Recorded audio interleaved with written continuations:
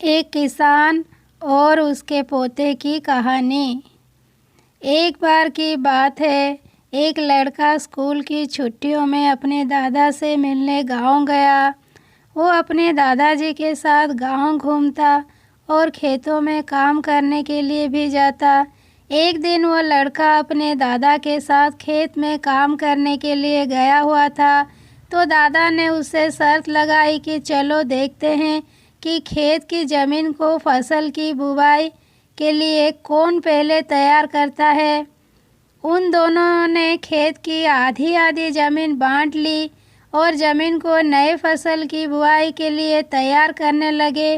वो दोनों मिट्टी को खोदकर उसे पलट उसकी गांठों को तोड़ रहे थे ताकि वो फसल की बुआई के लिए तैयार हो जाए।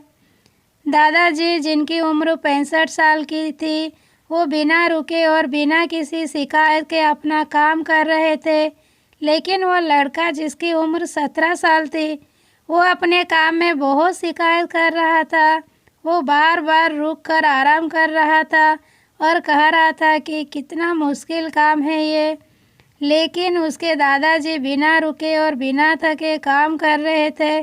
फिर जब शाम हुई तो लड़का देखता है कि दादाजी ने अपने हिस्से की सारी ज़मीन की बुआई कर ली है और उनके हिस्से की ज़मीन अब फसलों की खेती के लिए तैयार है।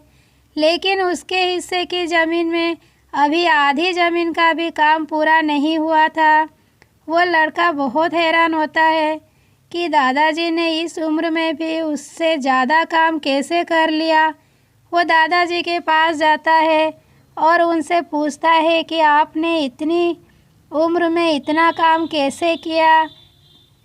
तो दादाजी ने जवाब दिया कि जब भी हम सोचते हैं कि काम कितना मुश्किल है या फिर अभी कितना काम पड़ा है, तो हमारा मन बहाने बनाने लगता है। हम सभी बातों के बारे में सोचना ही हमारे काम को और ज़्यादा मुश्किल बना देता है। इसीलिए समझदारी इसमें ही है कि हमें अपने तय किए हुए काम के बारे में ज़्यादा सोचना नहीं चाहिए और उस काम को करते रहना चाहिए। सीख। इस कहानी से हमें ये सीख मिलती है, यदि हम तय किए हुए काम के बारे में ज़्यादा सोचते हैं तो वो काम हमें बहुत ज़्यादा कठिन लगने लगता है। इसीलिए हमें अपने काम के बारे में ज़्यादा सोचना नहीं चाहिए, बल्कि उसे शुरू करके ख़त्म करना चाहिए।